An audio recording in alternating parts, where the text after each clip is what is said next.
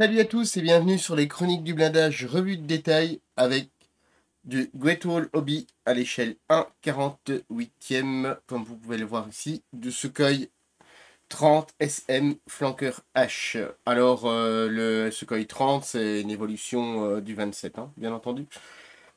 Alors une très très grosse boîte, alors elle est vraiment elle est grosse et elle est pleine comme un œuf. Allez, on va voir la notice de montage. Alors, notice de montage qui reprend en première page le box art. Ensuite, la première page qui se détache avec l'inventaire des grappes. Alors, il y a quelques pièces qu'on n'utilisera pas, hein. Comme je vous le disais, c'est une évolution du Sukhoi 27. Alors, il y a des choses qu'on n'utilisera pas. Alors, j'ai référencé pas moins de 78 grappes. Voilà, ça peut vous il y a des plus petites grappes, mais quand même, ça peut vous donner un ordre d'idée au niveau des pièces. Au niveau des décals, il y en a pas mal. Et ici, à l'arrière, vous avez les précautions d'usage, ainsi que les teintes à utiliser, données pour du Gunze. Ici, j'ai pas repéré de Hamo of Mig, mais voilà, il y a du fédéral standard. C'est très très très complet. Ensuite, au niveau du manuel de montage à proprement parler, alors on a 1, 2, 3, 4, 5, 6, 7, 8 décorations. Pour du Great Wall Hobby, c'est vraiment assez exceptionnel, puisque habituellement c'est une voire deux par boîte. C'est assez rare quand il y en a autant. Ici on a la petite histoire du SU30, hein, qui est considéré comme la quatrième génération plus au niveau des chasseurs. Enfin, et ils expliquent comme quoi, voilà, il y a eu des contacts en 2012, ainsi de suite. Enfin, un petit peu d'histoire sur le SU30. Ensuite, en page numéro 1, on commence avec les sièges éjectables à construire en deux fois. Et le siège éjectable, c'est le K36D. Des petits décals à poser. Et ensuite, on s'occupe de la première baignoire. On a les références couleurs, les décals, vous voyez, c'est fourmi de détails. Ensuite, on est toujours sur les baignoires, mais celle-ci sur l'arrière. Alors à chaque fois, vous avez la petite signification de ce que vous êtes en train de construire, et ça, je trouve ça pas mal. En étape 4, vous avez la baie de train avant. Ensuite, vous avez le radar de cône, hein, qui est le N01M Bars apparemment. En étape 6, on construit les puits de train, gauche et droit, et on vient installer les puits de train sur la surface inférieure de l'avion. Alors, quelques petits trous à percer pour positionner les pylônes d'emport. Ensuite, on vient positionner quelques petites pièces ainsi que les premiers tenons du train d'atterrissage. C'est assez particulier comme montage, mais personnellement, je trouve ça peut-être un petit peu plus sécurisant dans le sens où après on n'a plus besoin de mettre je dirais, le train d'atterrissage vraiment très loin où on ne voit plus grand-chose en fait. Et ça, je trouve ça plutôt pas mal. Ensuite, on s'occupe des entrées d'air. Entrées d'air et tubulures, hein. Alors au niveau, bien, il signifie, attention, il faut bien faire attention au niveau des pièces, le L19 et L15 qui sont relativement semblables. On fait la même chose pour l'autre côté, on vient positionner les conduits d'air et on assemble les deux demi-parties en insérant le cockpit et le radar. Et on a l'avion qui a déjà une sacrée forme. Ensuite, on vient disposer les renforts, enfin pas les renforts, mais du moins la structure où les trains d'atterrissage viennent de se loger. On a le bord d'attaque des ailes. Les tuyères en étape 13, attention, les tuyères, vous les avez en position parking ou en position, je dirais, moteur allumé. Alors c'est une petite particularité de chez Great Wall Hobby, ils fournissent bien souvent les deux modèles de tuyères, bien sûr quand il y a deux modèles, et ça c'est plutôt pas mal. Alors, le petit cône à l'arrière qui peut être représenté ouvert ou fermé, on vient insérer les flaps. Alors, pour les tuyères, vous voyez, il y a quand même des angles à respecter, 8 degrés et 12,7 degrés au niveau en horizontal. Ensuite, les stabilisateurs arrière, on nous signale de ne pas les coller. Ça, c'est plutôt pas mal pour la mise en peinture. Ça nous facilitera et ça évitera aussi de la casse et une certaine manutention.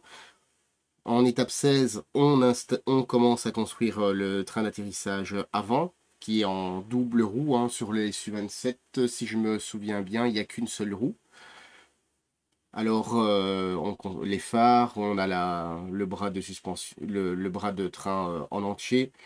Les pneus détachés de la jante, c'est toujours, enfin moi je trouve ça toujours très très intéressant, hein. C'est beaucoup plus facile pour la mise en peinture.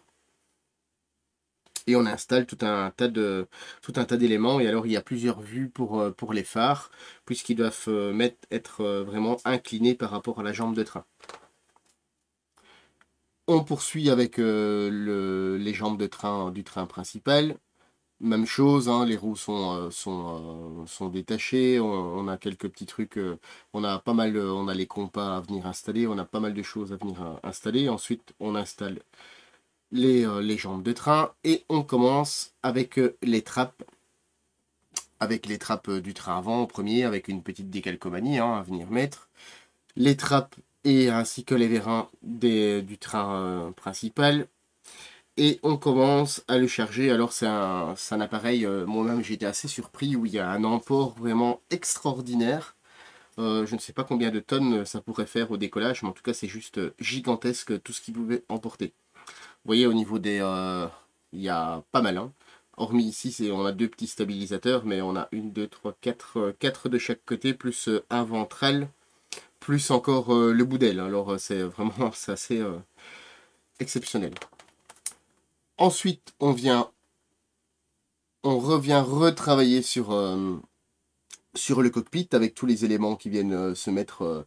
Alors, on a un détecteur, voilà, on a pas mal de choses. On a les sondes, on a des sondes. Ici, on a l'aérofrein à venir fabriquer, hein, puisqu'il est en plusieurs pièces. Et les dérives. À chaque fois, vous avez les volets qui sont séparés. Et ça, c'est toujours très très bien. Alors, le radome, comme vous pouvez le voir, hein, le radome, il est moulé en une seule pièce. Et il peut être disposé en version fermée. Fermé ou ouvert, c'est vous qui voyez. Alors, le tube pitot doit être d'un certain angle, hein, vous voyez, avec une inclinaison de 3 degrés par rapport... enfin, voilà. Il y a des détails quand même assez importants. Maintenant, ça ne doit pas être toujours évident à calculer 3 degrés par rapport à l'horizontalité du cône. Ça va être peut-être un petit peu délicat, mais bon, voilà. Du moins, c'est bien d'être précisé. Alors, la verrière en elle-même, c'est vraiment une maquette dans la maquette, hein, parce que vous voyez, il y a énormément de choses à mettre. Attention que il y a, c'est une ou l'autre, hein. Il y a une verrière avec l'armature, comme vous voyez ici, en plastique, et alors vous allez venir mettre les globes séparés, ou alors vous avez la verrière entièrement transparente, où là les globes sont intégrés et vous venez rapporter identiquement les mêmes pièces. Ensuite, vous avez la mise en place des masques, puisque les masques sont fournis dans ce kit. Et alors, comme vous l'avez vu ici, le tube pitot est aussi fourni en métal. Ensuite, on vient installer l'aérofrein, la baie, les plans de canard, le radome suivant la position que vous avez voulu choisir. Et notre appareil est pour ainsi dire terminé.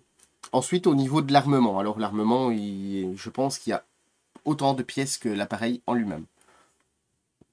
Au niveau de l'armement, alors vous voyez, on a énormément de choses. Alors je connais pas forcément tout le matériel russe, mais on a du R73, du B8M1, enfin voilà, on a énormément de choses. Alors il y en aura sans doute pour la boîte à radio et pour les appareils suivants, mais on va déjà en mettre vraiment beaucoup déjà dessus, hein. Alors vous voyez à chaque fois Moi, bon, bien sûr, hein, quand je déballe les grappes, il y a, j'analyse hein, pour voir un petit peu. Alors, la qualité est vraiment super. Tout ce qui n'est pas possible d'être moulé en une seule pièce n'est pas moulé en une seule pièce, mais tout ce qui l'est est moulé en une seule pièce, quoi. Ensuite, ici, vous avez les numéros 1, 2, 3, 4, 5, 6, 7, 8, 9, 10, 11, 12. Et ici, vous avez le tableau, en fait. Le tableau pour vous installer les charges possibles sur les différents emports. Alors ici, vous avez les pylônes et vous avez aussi les stencils à venir mettre. Ici, on a un pylône, on a une section de pylône qui est peut-être sans doute un peu plus particulière puisque on a des peintures particulières avec les schémas A, B, C, et ainsi de suite, hein. Donc, à bien vérifier de ne pas faire d'erreur. Ici, on a le guide couleur de de tout l'armement.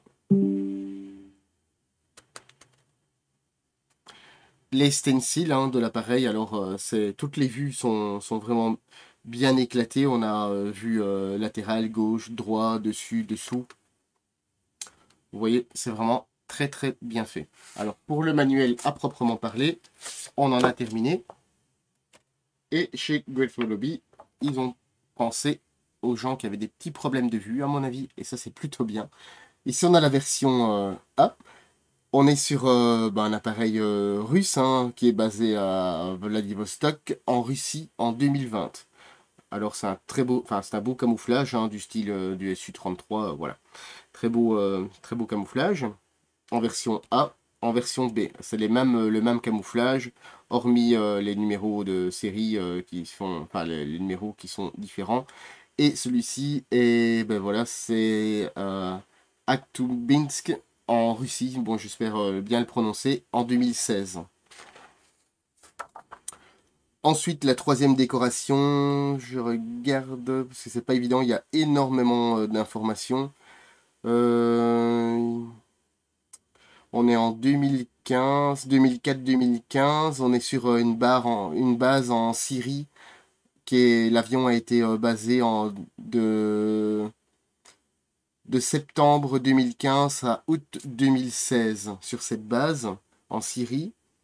Ensuite, ici, on est à Novofedorivka en Crimée en 2020. Vous voyez, avec une teinte. Là, par contre, le dessous est camouflé, le dessus est une couleur proche du noir. Hein. C'est pas noir, mais c'est bleu-violet. Comme ça, c'est une couleur assez particulière. Ensuite, on reprend la même déco. La même déco, ici on est à Kaliningrad en 2021. Alors vous voyez, c'est quand même relativement russe, relativement proche hein, au niveau des dates. Ici, on est à Baronovichi, au Bélarus en 2009. C'est un avion bélarus. Ici, on était toujours sur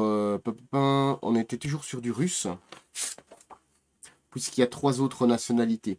Ici, on est sur un avion du Kazakhstan en 2009, en 2019, pardon. Et ici, on est un avion arménien en 2020. Alors, moi, je trouve qu'il y a de quoi faire. Alors, c'est vrai que ces versions-ci pourraient être pas mal du fait qu'il y a le dessous qui est camouflé. Enfin, voilà. Reste à voir quelle version va me laisser tenter. Mais bon, hein, vous voyez, elles sont toutes super sympas. On va passer aux grappes. Alors, première grappe, hein, qui n'est pas des moindres, avec les dérives et le dessus du fuselage, hein, qui est presque en une seule pièce. Alors, j'ai regardé, ayant le Sukhoi 27, ça peut paraître identiquement le même, premièrement visuellement, mais il y a quand même pas mal de détails qui changent, notamment au niveau du cockpit. Enfin, voilà. J'ai regardé, c'est pas du tout le même, contrairement à ce que je pouvais penser. Alors vous voyez au niveau de la gravure, hein, c'est vraiment sublime. Alors c'est chez Great Wall Hobby, c'est un plastique assez particulier, brillant, mais très brillant. Alors par contre c'est un plastique qui est extrêmement lisse. Ça a quand même des avantages. Alors vous voyez par exemple ici on a la gravure en relief et en creux. C'est vraiment très très joli. Tout ici aussi. Par exemple, ici, hein, on a la ligne de rivets en relief. On a la place de l'aérofrein.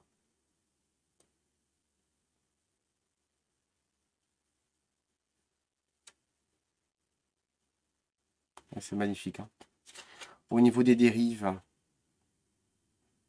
même chose, hein. Ici, il n'y a pas forcément de pièces en relief. C'est une gravure qui est en creux. Alors, c'est une gravure qui est relativement fine. Il y a vraiment différents effets. Vous voyez, sur les trappes, c'est beaucoup plus profond que sur le rivetage en lui-même. Voilà, l'autre côté. Ensuite, on va passer à le fuselage inférieur, hein. Là, il y a les becs, les plans de canard, voilà.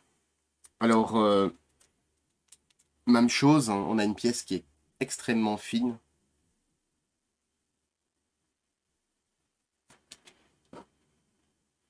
Alors, le dessous de l'appareil, il y a moins de détails. Oui et non, mais c'est moins recherché, sans doute, même au niveau des trappes, c'est complètement différent. Alors, on peut voir, hein, tout ici, il y a les lignes en relief et en creux, hein, qui se côtoient. C'est vraiment magnifique. Ici, on a une partie qui va être l'intérieur de la baie de train.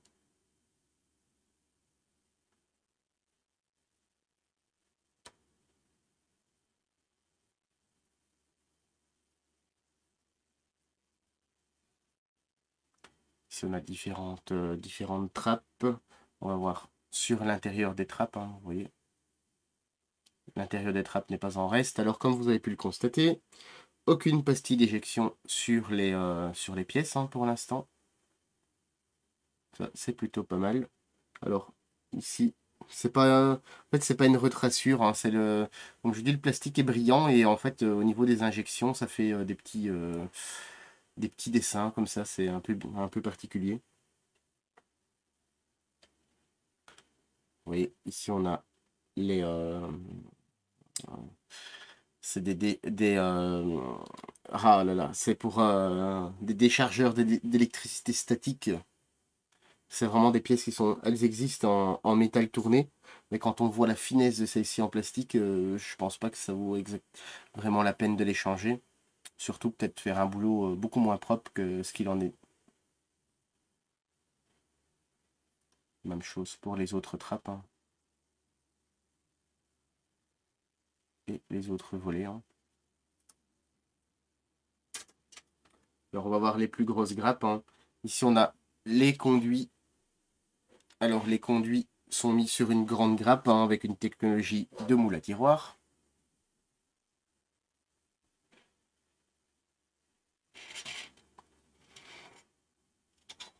Hop, on va régler un petit peu ça.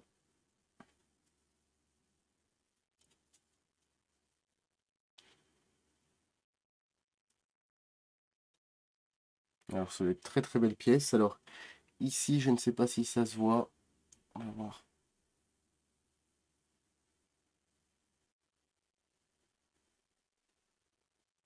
Voilà. En fait ici, si vous voyez, il y a une petite ligne de moulage qui est ici, à venir poncer ou à venir gratter, hein, c'est tout simplement. Et alors, on en a une qui est... Hop, hop, hop, je regarde, elle est ici. Elle est ici, à venir gratter aussi. Hormis ça, c'est des pièces qui sont très très bien faites, très précises, hein. Alors, il n'y a pas de flash, il n'y a rien, hein. Même chose de l'autre côté. Alors, vous voyez au niveau des détails, c'est magnifiquement moulé, hein. Ensuite, on a deux grappes comme ceci, qui elles sont les grappes on a des emports et alors on a une partie interne du réacteur et les sorties, les tuyères.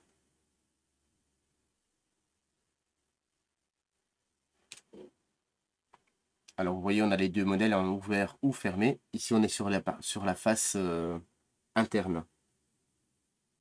On a ici des emports, enfin le support des emports. La grille ici qui est complètement ajourée. Et vous voyez ici l'extérieur des tuyères, qui est très très joliment représenté, hein. Et ici on a l'intérieur avec, je dirais, avec une technologie de moule à tiroir. Ensuite, sur cette grappe, on a principalement toutes des conduites et quelques vérins. Les conduites, on va venir aménager tout ce qui se trouve dans les puits de train.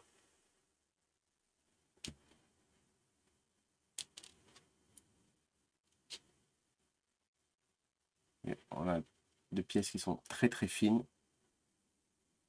Alors c'est très fin et en même temps c'est, comment dire, c'est bien mis sur la grappe puisque certaines marques auraient pu en mettre encore d'autres tenons. Et là systématiquement la pièce aurait cassé au dégrappage. Alors, autre point, c'est excessivement bien emballé dans la boîte. Alors, vous voyez pour l'instant, et de toute façon, c'est pas pour l'instant, il n'y a aucune casse sur les pièces, quoi. Vous voyez même les sondes, hein.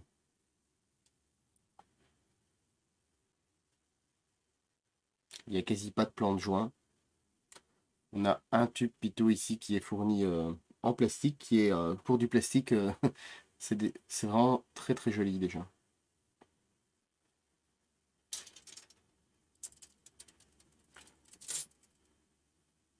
Une autre grappe avec ici les conduits d'air.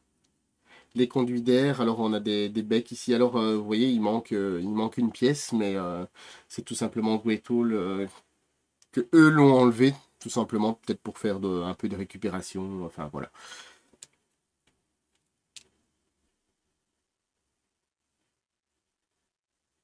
Alors ici, il n'y a pas forcément à s'attarder, hein, c'est des conduits d'air. Là, vous avez d'autres emports. Ici, on a l'entrée des conduits d'air. Ici, on a le port d'attaque. Et ici, le carénage qui commence à accueillir le train d'atterrissage.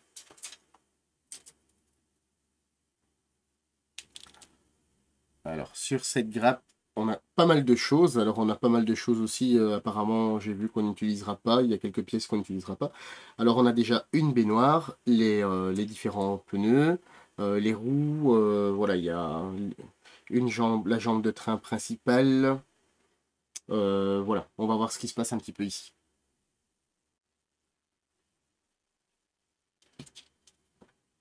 Alors, ici, on a les puits de train, mais comme vous l'avez vu sur le manuel et sur la grappe précédente, on va venir meubler avec pas mal de câbles, enfin de câbles de durite et autres. Alors ici on a pas mal de pièces du cockpit. Alors une partie de siège. Bon, on survole un petit peu, hein. Alors ici, comme je vous le disais, on a on va ce qu'on va mettre avant de venir mettre le train d'atterrissage. Donc le train d'atterrissage va venir s'en ficher dedans. C'est la petite pièce que on parlait tout à l'heure. Alors là, on a le siège, hein. Alors je regarde. On a les jantes qui se trouvent ici. Alors vous voyez le train d'atterrissage principal. La ligne de moulage, elle est vraiment très très faible dessus. Alors on a les pastilles d'éjection qui ont été déportées. Alors ça, je trouve ça très bien, hein. Ça vous évite d'avoir une pastille d'éjection en plein milieu de la jambe de train, comme des fois certaines marques, et c'est un peu galère à venir camoufler. On a ici les jantes.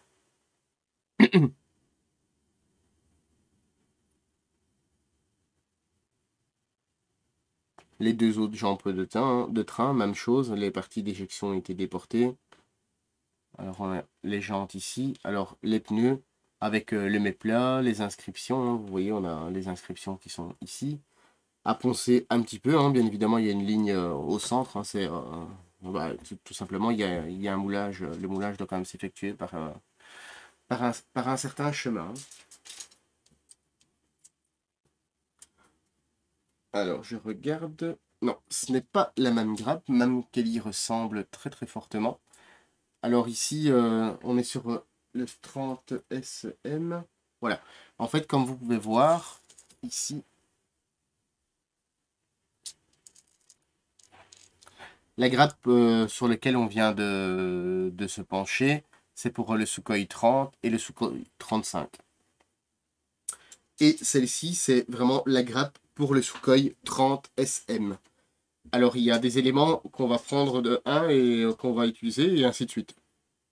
Comme vous avez pu le voir, donc les baies de train sont différentes. Alors, je suppose qu'il y a pas mal d'éléments à reprendre sur la première, et c'est pour ça qu'ils la fournissent entièrement. On a les deux baies noires de train, vous voyez, hein, la qualité est identique, même si les pièces ne sont pas les mêmes.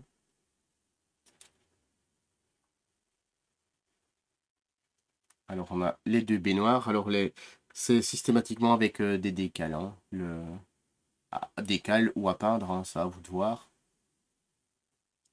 On a la jambe de train. Ici, on n'a pas les pastilles éjection déportées, mais c'est pas pour autant qu'il y a les pastilles d'éjection sur la jambe de train. On est quand même toujours sur du Great Wall. Il y a quand même une attention assez particulière au kit. Ici, on a les tableaux de bord, avant et arrière, ou arrière et avant. Je ne sais pas lequel va où. Au niveau des détails, c'est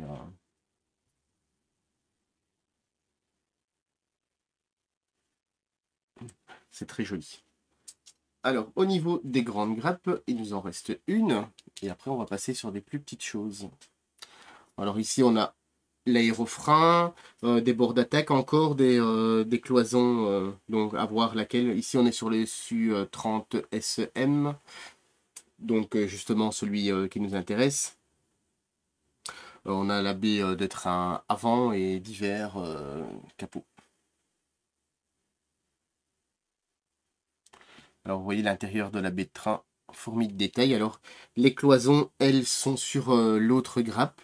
Alors vous voyez, les cloisons sont... Il n'y a rien, hein, c'est tout simplement pour faciliter la mise en peinture, je suppose. Alors l'aérofrein, l'intérieur il est de toute beauté, avec tout est gravé.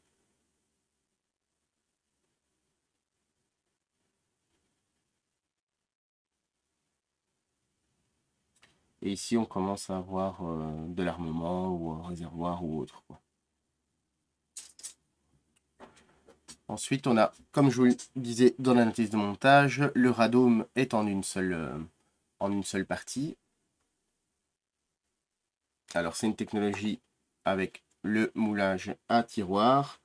Alors il y aura une petite ligne ici à venir poncer et une ici aussi, hein, enfin de chaque côté en fait. Elle est ici et là aussi même chose. Alors, vous avez vu, c'est une très très jolie pièce, hein. Au moins, puisque si elle aurait été découpée en plein milieu, c'est pas vraiment évident de la refaire sans, enfin du moins pour avoir un masticage parfait. Sur cette pièce, on a le maintien de la verrière. Sur cette pièce, on va venir insérer les vitres, enfin, les deux bulles séparément. Et alors, ici, vous avez deux petites pastilles d'éjection au-dessus et trois sur le dessous, à voir ce qu'il vous faudra combler pour... voilà. À part, hormis ça, je n'ai pas spécialement vu de pastilles d'éjection sur ce kit. Ici, on a encore des parties de tuyères, hein, de grappes identiques. Alors, vous voyez, même les plus petites pièces, en fait, il y a un soin qui est apporté qui est assez extraordinaire. Il n'y a absolument rien qui est bâclé sur ce kit, hein. Alors ici, on a des petites entrées d'air. voyez, 78 grappes. Bon, il y en a des petites, mais vous avez vu que enfin, c'est pas tous les jours où on a 78 grappes sur, sur un avion, hein. Enfin, ou même un kit, quoi. Alors ici, on a des emports. Alors, il y a 4 grappes. Alors, oui, il y en a peut-être un petit peu plus. Je ne vais pas vous dire les nombres, puisqu'il y en a certaines que je n'ai pas déballées, parce qu'elles sont en plusieurs sachets. Ici, on a un petit boîtier électronique et le garde-boue de l'appareil. Alors, vous voyez, parfaitement ajouré.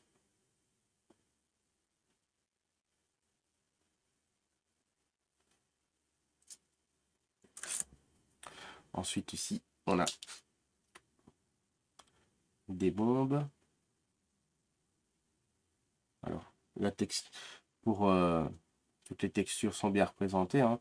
Alors, comme vous voyez, le tenon dans, enfin, les plots d'encollage c'est pas des simples picots, c'est vraiment des lignes. Ça vous évitera d'avoir un jeu. Ça, c'est très bien pensé. Ici, on a deux petites grappes comme ceci, avec une pièce pour le siège éjectable. Et je pense qu'ici aussi, en fait, ça doit être l'arrière, un maintien.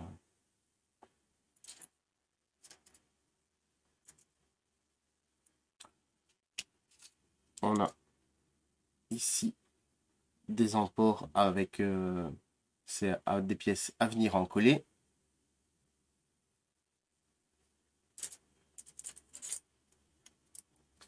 Alors ici, on a des pods.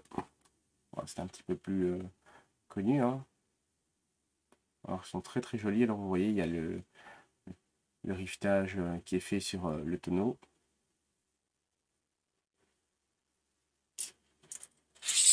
Encore.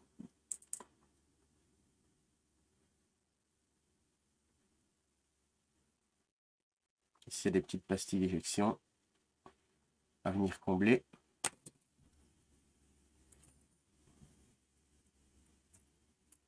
Alors, je regarde. Ici, il y en a plusieurs aussi.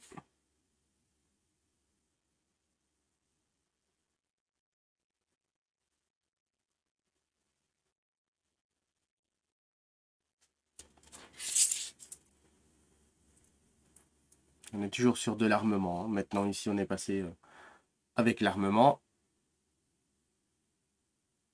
Et vous voyez, certaines armes sont quand même assez gigantesques, hein.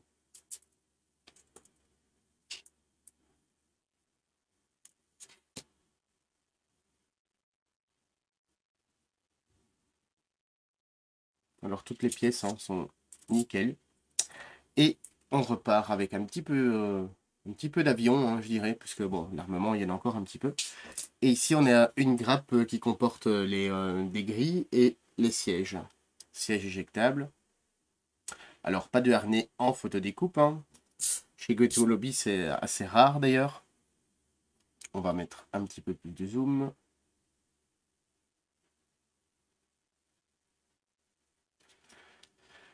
Alors ici, on a le breulage. Alors que je trouve vraiment très très joli. Je pense pas qu'on arriverait à un résultat comme ça avec de la photodécoupe. Enfin, après, moi, personnellement, je n'y arriverai pas. Parce que c'est assez... On a encore des grilles, hein. Il y a deux grappes comme ceci. Les grilles qui sont complètement ajourées. Ici, on a les côtés du siège. L'arrière.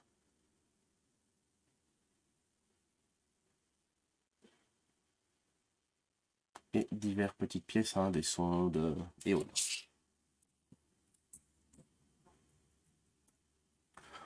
On va repartir ici avec de l'armement. Alors, c'est assez énorme aussi comme engin.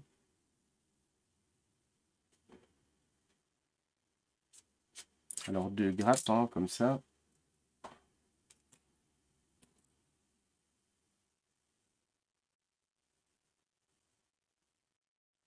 Au moins, vous aurez vu l'intégralité de ce qui se trouve dans la boîte, quoi. On aurait peut-être pu faire l'impasse sur l'armement, mais c'est toujours... personnellement, je trouve ça très bien, en fait, de le voir, puisque dans pas mal de boîtes, en fait, Goeto Lobby, il n'y a pas d'armement, en fait.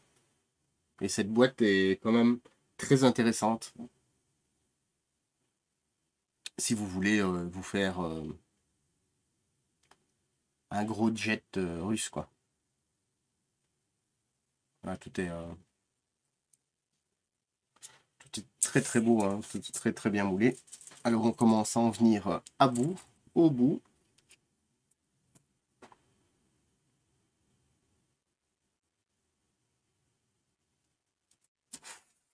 Voilà. Et ici on a des... Vous voyez, c'est moulé en une seule pièce et ça c'est toujours très très bien. Alors au niveau, on a des petites pièces transparentes, alors c'est des lentilles pour venir mettre sur l'armement. Et je regarde dans cette petite... Alors vous voyez, chez Ghetto Lobby, alors les grandes grappes sont mises sur une grande plaque de carton, enfin super bien emballées. Les verrières, comme vous voyez ici, sont emballées dans une boîte séparée. Ici on a, hop là, on a le tube Pitot qui est ici en métal.